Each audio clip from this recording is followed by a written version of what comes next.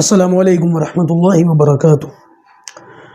الحمد للہ وکفی وسلام علی عبادہ الذین اصطفی، اما بعد، نحمدہ ونصلی علی رسولہ الکریم۔ امید کرتا ہوں کہ آپ تمام ساتھی خیر و عافیت سے ہوں گے۔ الحمدللہ، آج سے ہم اپنی 5 منٹ قرآن کلاس کا آغاز کر رہے ہیں۔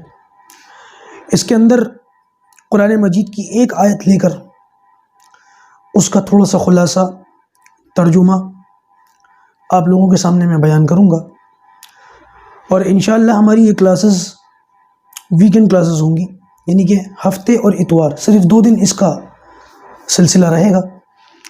اور انشاءاللہ عز و جل اگر آپ لوگوں کو اس سے فائدہ ہوا، آپ کے ذوق میں شوق میں اضافہ ہوا، تو نہ صرف یہ کہ ہم اس کو 5 منٹ سے بڑھانے کی فکر میں لگیں گے، بلکہ انشاءاللہ اس کے ایام بھی بڑھا دیں گے، ہفتے اتوار سے اور 2-4 دن 5 دن اگر موقع لگا تو انشاءاللہ اس کو بھی بڑھائیں گے۔ فی الحال آج سے ہم اس کا آغاز کرتے ہیں، اور میری کوشش یہی رہے گی کہ 5 منٹ کے اندر زیادہ سے زیادہ اپنی بات کو میں مکمل کر لوں، اور اگر کوئی خلاصے کا موقع آ جائے تو کبھی کبھار خلاصہ بیان کر دیا جائے، وگرنہ عام طور سے صرف 5 منٹ کے اندر ہی میں اپنی بات کو مکمل کروں گا۔ دوستوں، آج سے ہم اپنی اس کلاس کا آغاز کر رہے ہیں۔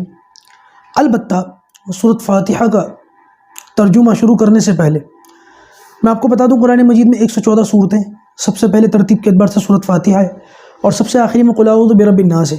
ہم انشاءاللہ اسی ترتیب سے یہ ترجمہ رکھیں گے، سورۃ فاتحہ سے سورہ ناس تک۔ اللہ پاک مکمل قرآن مجید کا ترجمہ پڑھنے کی سننے کی توفیق عطا فرمائے، اور ہمیں عمل کرنے کی بھی توفیق عطا فرمائے۔ البتہ ترجمہ شروع کرنے سے پہلے، کیونکہ آج ہماری پہلی نشست ہے، میں آپ کے سامنے ایک چھوٹی سی گزارش عرض کرتا چلوں، وہ یہ کہ قرآن مجید جو ہے یہ اللہ کا کلام ہے۔ یہ وحی کے ذریعے سے نبی کریم صلی اللہ علیہ وسلم کے مبارک دل پر نازل ہوا ہے۔ جبرائیل علیہ السلام اس کو لے کر کے آئے ہیں، کلام اللہ کا جبرائیل لے کر کے آئے ہیں، اور نبی کریم صلی اللہ علیہ وسلم کے مبارک دل پر یہ نازل ہوا ہے وحی کے ذریعے سے۔ تو سب سے پہلے ہم وحی کے کانسیپٹ کو سمجھیں۔ بات اگر آج مکمل ہو گئی تو بہت اچھا، وگرنہ انشاءاللہ عز و جل اگر کوئی وحی کے تعلق سے بات رہ گئی تو پہلے اگلی نشست میں اس بات کو مکمل کریں گے، اور پھر اپنے سورۃ فاتحہ سے ترجمے کا آغاز کریں گے۔ دیکھیے دوستوں، انسان کو اللہ تبارک و تعالی نے دنیا کے اندر پیدا کیا ہے امتحان کے لیے۔ اب انسان 2 حال سے خالی نہیں ہے، یا تو وہ آزاد ہے یا وہ آزاد نہیں ہے۔ تو یہ کیسے ہو سکتا ہے انسان بالکل آزاد ہو؟ یہ تو ہو ہی نہیں سکتا۔ اگر انسان کو صرف دنیا میں آزاد اور کھانے اور پینے کے لیے پیدا کرنا ہوتا تو انسان کو اللہ تعالیٰ پیدا کیوں کرتا؟ اس کے لیے تو ڈائناسور بھی بہت تھے، ہم سنتے ہیں نا، آج سے کروڑوں سال پہلے ڈائناسور تھے، وہ کھائے پی اور مر گئے چلے گئے۔ تو اللہ تعالیٰ نے خواہ انسان کو پیدا کیا؟ معاذ اللہ، یہ تو ہو نہیں سکتا۔ تو لہٰذا انسان آزاد نہیں ہے، اس کو کچھ نہ کچھ عمل کرنا پڑے گا۔ لہٰذا اب انسان کے سامنے زندگی گزارنے کا طریقہ یہ ہے کہ جو کچھ دنیا کے اندر اس کو نعمتیں نظر آ رہی ہیں وہ اس سے فائدہ بھی اٹھا لے، اور ساتھ ساتھ زندگی گزارے تو ایسے گزارے تو اس کو یہ پتا ہو کہ میرا پروردگار، میرا خالق، میرا مالک کن باتوں سے مجھ سے راضی ہوگا اور کن باتوں سے مجھ سے ناراض ہوگا۔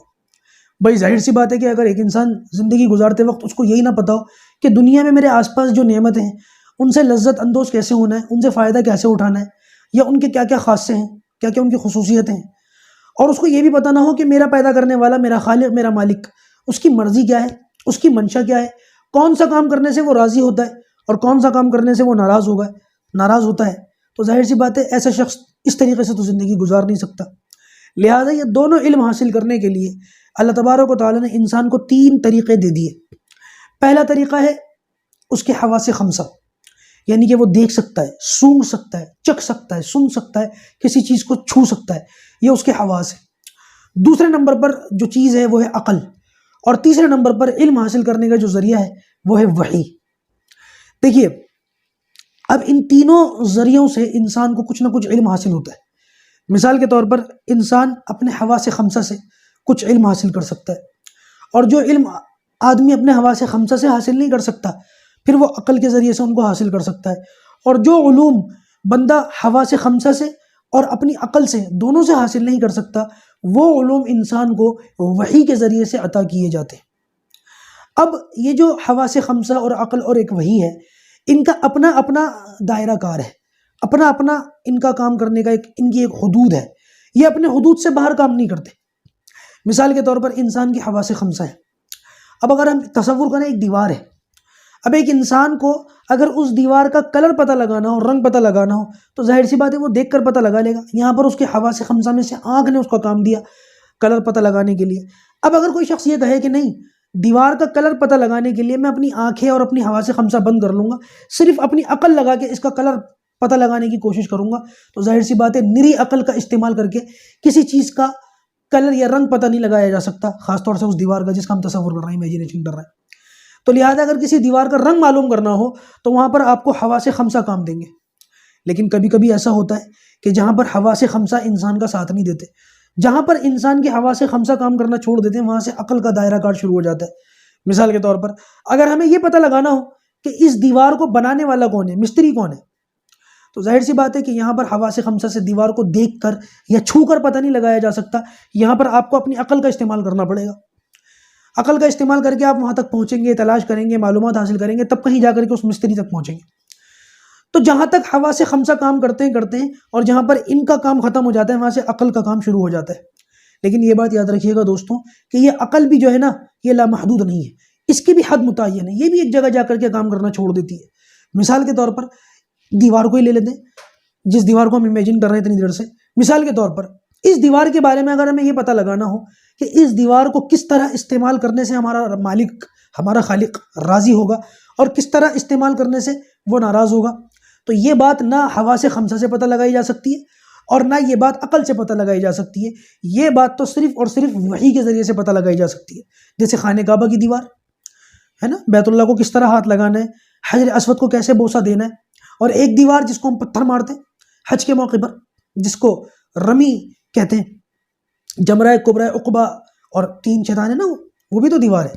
تو کس دیوار کو کیسے ہاتھ لگانا ہے اور کس دیوار کو کیسے کنکر مارنے ہیں، یہ علم صرف وحی کے ذریعے سے حاصل ہو سکتا ہے۔ اب یہ جو وحی ہوتی ہے، اللہ تبارک و تعالیٰ اپنے بندوں میں سے کسی کو اپنے فضل سے، اپنی مرضی سے منتخب کرتا ہے اور پھر اس کو اپنا خاص پیغام دے کر کے اپنے سارے بندوں کے پاس بھیجتا ہے۔ جن کو اللہ تبارک و تعالیٰ یہ کام سونپتا ہے، ذمہ داری سونپتا ہے، ان کو پیغمبر، رسول اور نبی کہا جاتا ہے۔ اور کائنات کے اندر پیدائش کے اعتبار سے سب سے پہلے آدم علیہ السلام دنیا کے اندر آئے ہیں، اور پیدائش کے اعتبار سے سب سے آخری پیغمبر حضرت محمد رسول اللہ صلی اللہ علیہ وسلم ہے۔